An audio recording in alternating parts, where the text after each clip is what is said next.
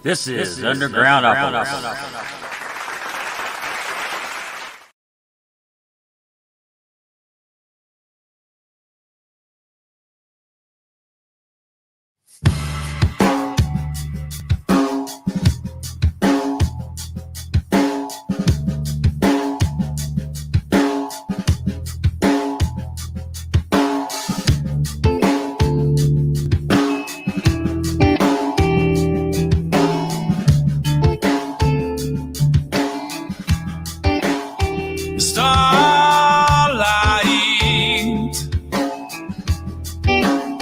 Star bright,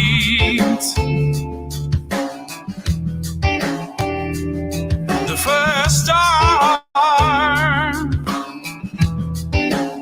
that I saw tonight was in your eyes, in your eyes, in your eyes.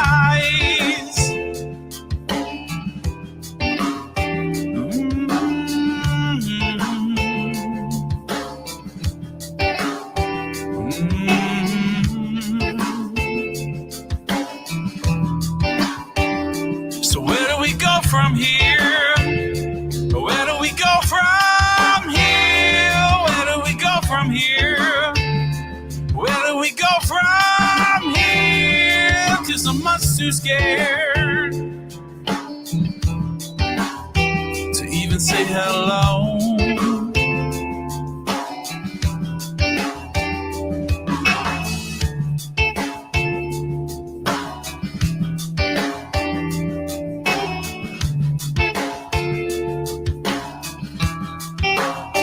Starlight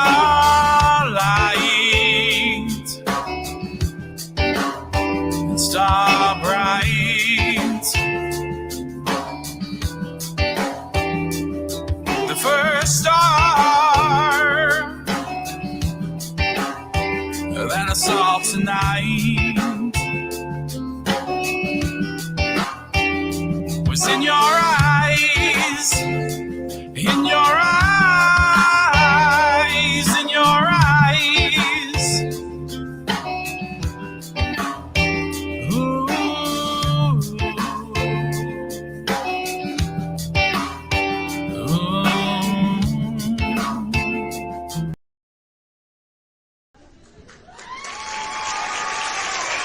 I know. Calm down now. Calm down, everybody. Calm down. Yeah, it's been a little while, so we're back.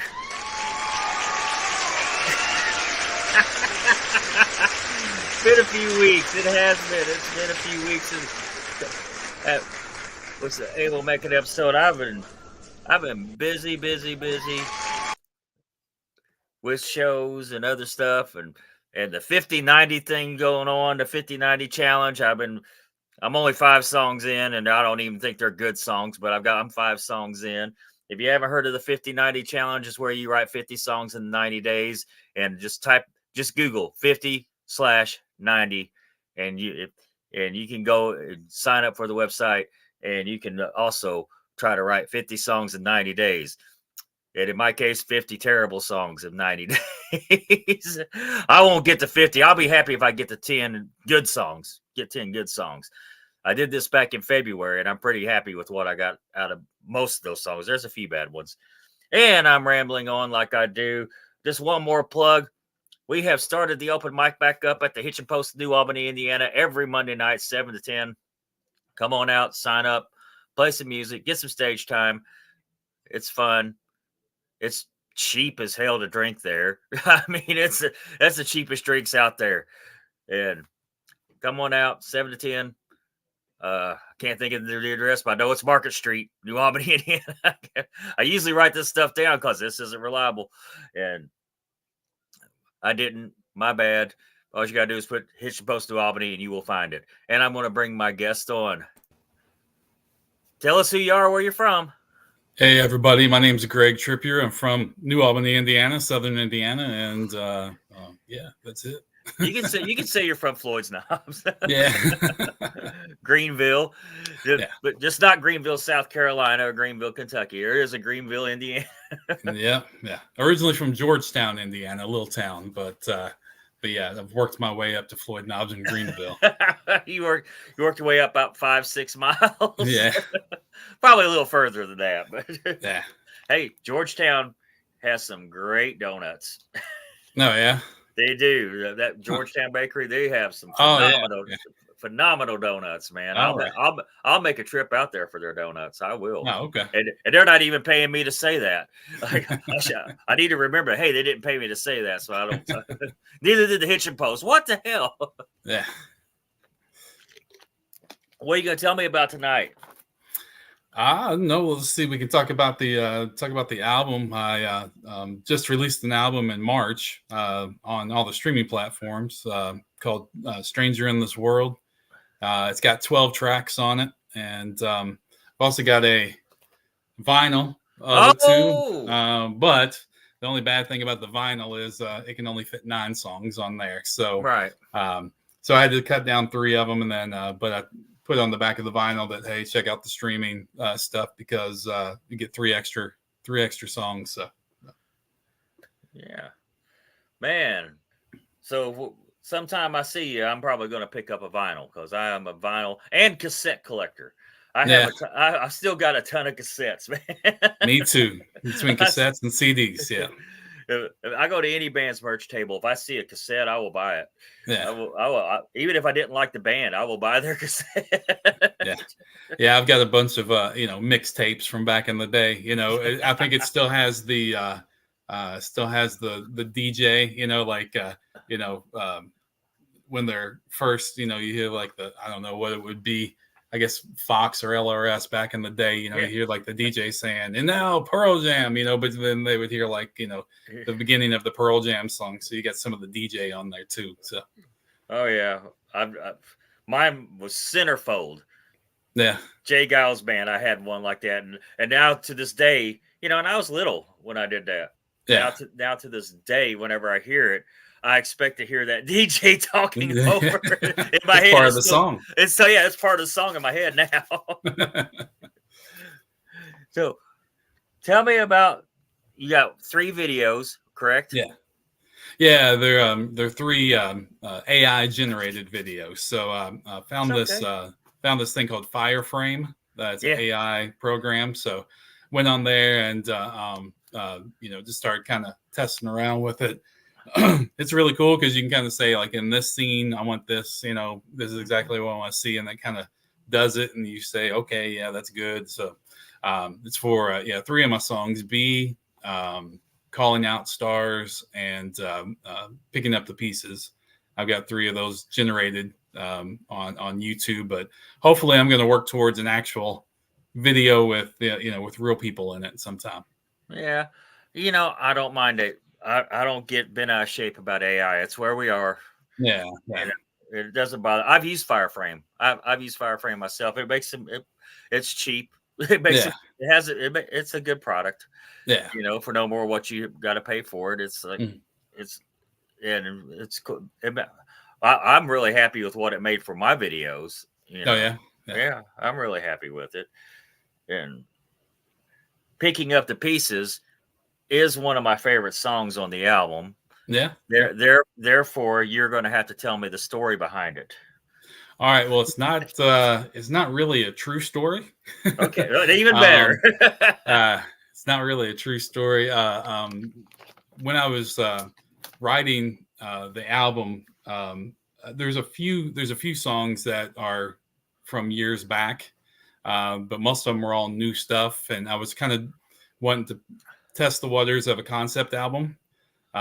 So I kind of put, if you look at the songs, starting out with Starlight is where a guy actually sees the girl in like a bar, but he's too scared to like approach her, and then kind of keeps on going down and all the way to like B, where, that person is like, they're looking to that person to, inspire them. But Picking Up the Pieces kind of right in the middle. And that story behind that song is that is a song about someone who is wanting someone, but is unattainable because they're already taken. So I'm kind of writing it from the perspective of like, okay, I'm the guy. There's a woman who wants to, get with me, I guess, but I'm already in a relationship. So the very first line of the song, I never asked to be your mountain, is I kind of not stole. I took that, borrowed it from one of my favorite singer songwriters of all time, Tim Buckley. He's got a song "Never Asked to Be Your Mountain," and so I started out with that because I was thinking, this is kind of like, I was thinking about what was he thinking in that song, and for me on that, it was kind of like, okay, well, this. I never asked to be your mountain, like to be conquered someday. So, I'm looking at from the relationship, there's this person that's wanting this other person, almost like a conquest. They want to conquer them, so that's kind of like the story behind it, is that from that relationship style of the woman wanting the man who is already taken, and so it kind of goes through there, and he has no problem breaking her heart, and because he's already committed, and so that's why he's, first picking up the pieces of her because she's broken, and then also sweeping up the pieces, and then washing away the pieces. So in the kind of the pre-chorus there. So and then I imagine myself, I'm French Cajun. So I love the Louisiana area, and whenever I was thinking about I need to leave somewhere, I was like, hey, I'm going to leave Louisiana and go back home where I belong, and kind of wrote from that perspective. So and so yeah, that's kind of the story behind it, I guess. It's the someone who is wanting someone who is unobtainable. All right. Then it is my show, so I get to do this if I want to. But yeah. Let me plug this in real quick. If you're watching on Facebook and you have not clicked the link above the video, I cannot tell who you are. And if you leave a comment, it'll just say Facebook user. So please click the link right above the video, and it'll let me know who you are so I can post it. So I can post it for you guys. Unless you just don't want me to know who you are, I'll still post a comment. All right, I got two more songs that I want you to tell me about. The Disease. Actually, right in a row. I was like, yeah. This is great. So that's a personal song. So that's everything that I've been through in my life. Whenever I was younger, I think that everyone has something that they go through, whether it's depression or drug and alcohol abuse or whatever it may be. So I just kind of left it general as whatever the disease is for people. But I kind of described, some of the stuff that I went through, I used to drink a little too much probably whenever I was younger. And I used to,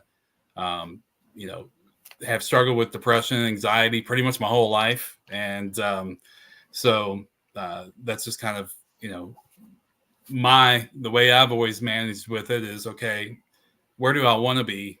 And then how do I get there? So that's kind of the chorus part of it, is just kind of saying like, hey, no matter what, because a lot of times when people hear like, if I open up to them, which I don't usually open up to people too much, but only through music really.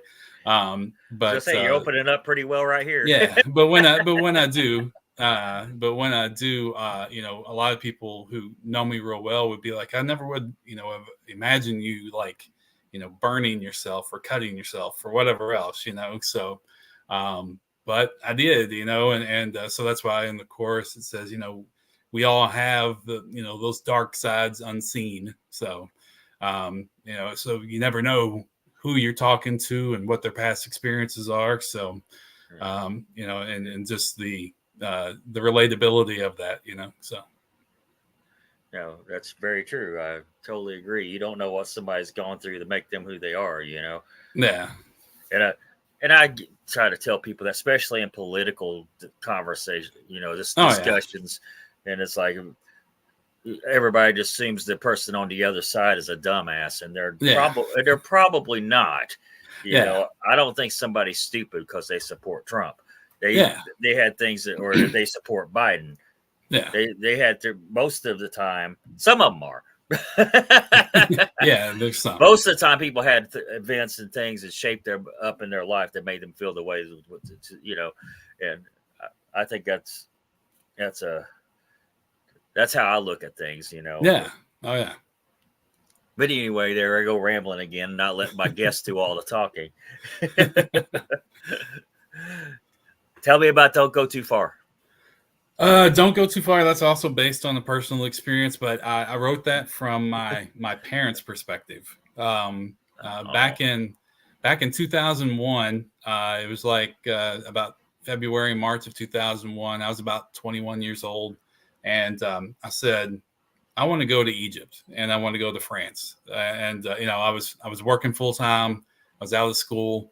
I just quit, quit going. I went to college for like a year and a half, and then I quit because I didn't know what I was wanting to do. So I just went to work full time, and you know, I was just piling up all this money because I was still living at with my parents and stuff. So, so I said, you know what, I'm going to start traveling and figure out who I am. I'm gonna go find myself. So. I've always been fascinated with Egypt and ancient Egyptian culture and like I said, I'm French Cajun, so always wanted to go to France, and I studied French in high school and college, so wanted to see if I could go over there and actually communicate worth anything. So so I booked a trip in like March to go in October, and then September 11th happened. A month before I was supposed to take off. And, being 21 years old and going by myself, I was going in to Egypt. I was going to be with a tour group, but I didn't know anybody. And then in Paris, I was going to be by myself walking around the streets of Paris. So, my parents, to say the least, weren't thrilled. So, they weren't being like, hey, yeah, September 11th happened. Go to a Middle Eastern country there, or, an Arab country. So, so I was trying to convince my parents, and I was like, if I don't go, then the terrorists win, so, so I went, and had probably, it's one of the best vacations of my life. I learned a lot of, about myself. I got to meet some great people. I was the only American in my group. I had, three guys from Belgium, three people from Australia, a Canadian, a New Zealander, two English people, and our tour leader is Irish. So, so needless to say, it was just a bunch of fun. Like every night, our Irish tour leader, after we kind of settled down, got somewhere, it was like, hey, you want to hit up a bar? And we're like, let's go do shots and fight. Yeah. So, and especially being around three Belgium guys, and actually I was paired up with one of the Belgium guys to be a roommate throughout the 20 days I was there. I've never been a huge drinker, but I definitely could not keep up at all with the European guys. Yeah. So but their liquor and beer is completely different over there. Oh, yeah. We're sissies. Yeah. We're sissies over here. Go ahead. So yeah. So I just made a lot of great friends, and a lot of them I still talk to this day. And and then went to Paris and had a great time, and came home. And so that song "Don't Go Too Far" is from my parents' perspective of just saying, like, seeing their kid, okay, he's growing up, and we want to keep him safe, but he's got to go out and experience the world and do those things. But when I came back, my parents were probably the most interested in everything that happened, so they were like, at first, hey, I don't really want you to go because we're scared and nervous for you. But then when I got back, they were wanting to know everything. They were like, wow, it's amazing that you got to experience all this stuff. So that first verse and don't go too far is from the perspective of we don't want you to go. And then that second verse comes back, so what did you see out there when you were gone? Did you allow yourself to grow? So they were really excited that it was a good experience for me. And so that's kind of wrote, like I said, just kind of wrote it from their perspective. Well, now I detected some gospel-ish undertones in some of your writing and some of your music. Yeah. You care to comment on that, or? Sure. I mean, I'm a Christian, so it finds its way into my music because that's one reason that I'm here today is because I really truly got saved when I was in my 20s because in my teens and in my early 20s, that's when I was doing my drinking and experimenting and of things I probably shouldn't have been experimenting and a couple times really towed the line of if my life was really going to change a lot. So yeah, being a Christian, it does kind of change my viewpoint of life. It really changed my view of life and everything at that time, and it has, ever since I've been married now. It's going to be 16 years in November. I got 2 children, and so that all kind of influences everything. So yeah, it does creep into the music. I don't set out to do to write like worship songs or anything else like that. But in a few songs, yeah, you'll hear that, and it's kind of just my perspective of where it is. One song that I tried actually not to bring it in, but a lot of people saw it was "Calling Out Stars," and in that song I write about a person, which is really a true with me. Growing up, I always felt like I was a little different than the other kids. Like I always had, when I was 8, 9 years old, like I loved ancient Egypt, and I was studying about all these ancient cultures and stuff like that. And the other 8 and 9 year olds were just wanting to, who's the fastest on the playground, who wants to play kickball, So, so that's kind of comes with the stranger in this world. And with calling out, I've kind of always had that feeling of sometimes just looking up at the sky and being like, am I supposed to be here? And if there's somebody out there, just come get me and take me where you are, see if I fit in better or something like that. So, but a lot of people have seen that really applied, me kind of almost like in a way, like a spiritual song in a way. So before we wrap it up, yeah. I wrote it down. I can't read my writing. Oh, okay. Tell us your upcoming shows, where we can see you. Plug all that in. You got a website to plug in, anything like that? Yeah, I mean, you can check me out on Facebook under Greg Tripure Music, on Instagram under Greg Tripure. I'm on TikTok too with Greg Tripure. I do some live stuff there, and on Instagram every so often. I got a YouTube channel that has the videos and also some live performances of mine.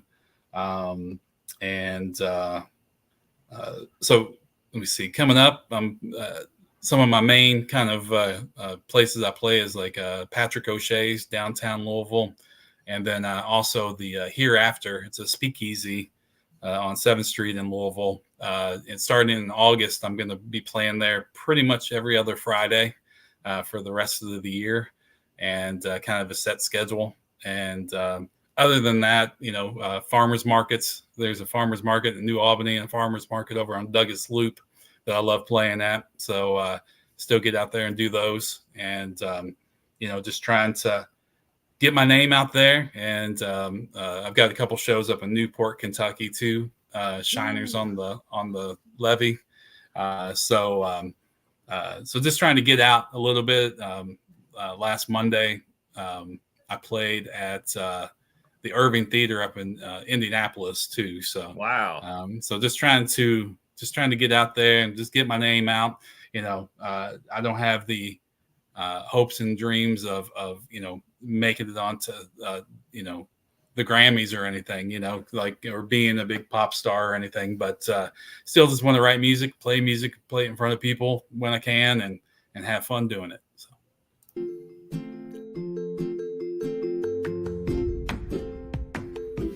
That is all our time we have for now.